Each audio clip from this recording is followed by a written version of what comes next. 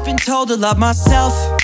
I try, but I can never understand. Hi everybody, and welcome back to my channel.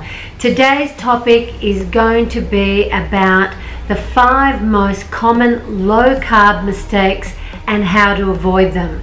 So that's what we're going to talk about today, to give you an insight as to some of the mistakes people might be making on a ketogenic diet in order to get themselves into ketosis. So if you're interested to see me talk about this topic, please continue to watch. Now, in my personal studies, I've been following academics who are proficient in this field. Dr. Jeff S. Volek, who is a registered dietitian, and Dr. Stephen D. Phinney, who's also a medical doctor. They are the experts when it comes to the ketogenic diet and the state of ketosis. And these particular doctors have performed many studies and have treated thousands of patients on a low carb diet. And according to them, there are many stumbling blocks that people tend to run into, which can lead to adverse effects and the suboptimal results. So to get into full-blown ketosis and reap all the metabolic benefits of a low carb diet, merely cutting back on the carbs isn't enough. If you haven't gotten results you expected on a low carb diet, then perhaps you were doing one of these 5 common mistakes, which we'll go through one by one. Number 1, eating too many carbs. There is no clear definition of exactly what constitutes a low carb diet. Some would call anything under 100 to 150 grams per day is a low carb diet, which is definitely a lot less than the standard Western diet, which the carb gram could be into the thousands. However, a lot of people would get awesome benefits and awesome results within the carbohydrate range as long as they are eating real, organic, if you can, unprocessed foods. But if you really want to get into ketosis, that with plenty of ketones flooding around in your bloodstream to supply your brain with an efficient source of energy, then this level of intake may be excessive. Personally, my carbohydrate range is under 50 grams, so that is the optimal benefit of being into ketosis. So if you could take some self-experimentation to figure out your optimal range, this depends on a lot of things. Most people will need to go under 50 grams per day to get into full-blown ketosis. This doesn't leave you with many carbs except eating vegetables and a small amount of berries. And again, I've emphasized not to be eating berries every single day. So the bottom line is, if you want to get into ketosis and reap the full metabolic benefits of low carb, going under 50 grams per day will probably be required.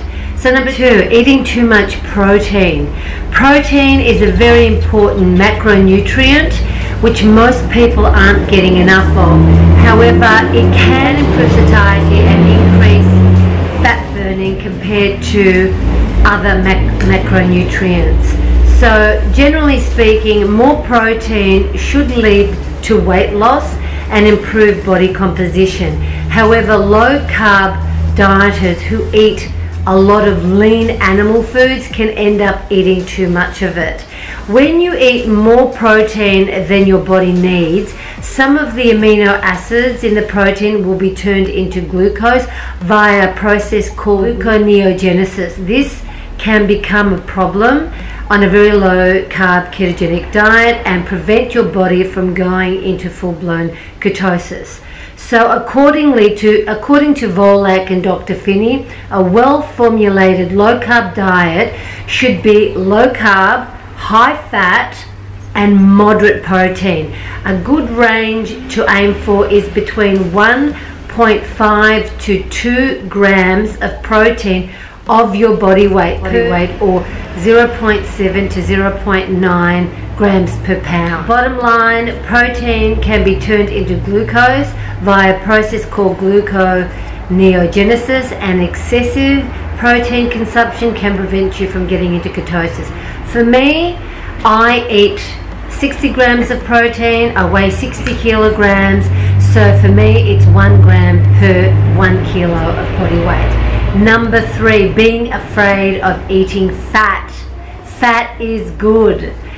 Good fat is remarkable for your body. Most people get the majority of their calories from dietary carbohydrates, especially sugars and grains. However, when you remove this energy from the diet, you must replace it with something, otherwise you're going to starve. Unfortunately, some people believe that because low carb is a good idea, and then they think that low fat is also a good idea.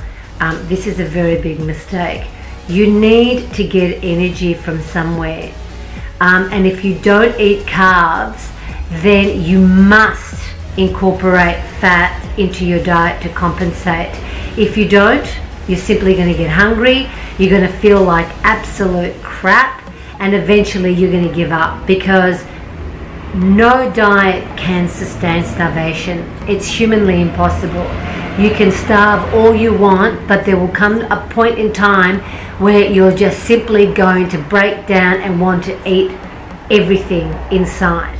There's no scientific reason to fear fat, as long as you choose healthy fats like monounsaturated, saturated, omega-3s, while keeping the vegetable oils out of your diet and eliminating trans fat. Trans fat is dangerous and it's toxic, and you mostly find trans fat in processed foods, and of course some of these oils like canola oil. Personally, my fat intake, however, is comfortably around 60 to 70% of total calories when I strictly stick to a low carb plan.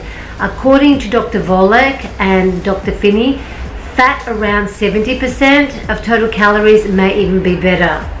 Personally, for me, I intake about 70 to 75% of my diet is fat too, because I follow these two particular doctors.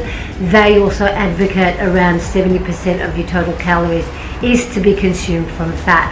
To get fat into this range, you must choose fatty meats, you must eat butter, you can eat cheese, olive oil, coconut oil, eggs, and liberally adding, ghee and butter to all of your meals. Don't be afraid of fat. So the bottom line here is a very low carb diet must be high in good fat, otherwise you won't be getting enough energy to sustain yourself. Number 4, and this is a big one, replenishing sodium, having enough salt in your body. One of the main mechanisms behind low carb diet is a reduction in insulin levels. Remember, when the insulin is lowered, that means that there's not that gross amount of sugar running through your system.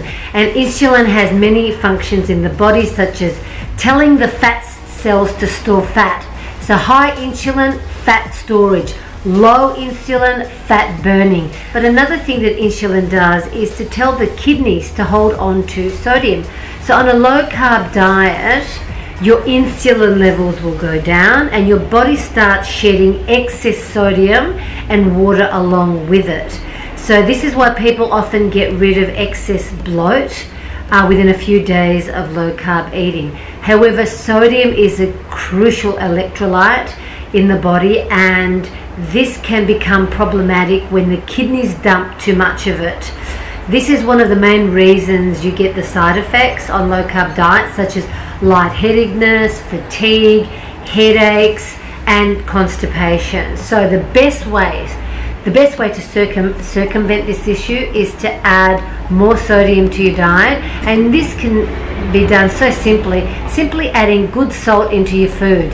Himalayan pink salt is the best. Black Celtic salt is also magnificent for electrolytes, and if you can't get your hand on that, please do not use iodine table salt. Rock salt would be your next alternative. Do this not only by adding it to your foods, but if that's not enough, then you can drink a cup of broth every day as a substitute.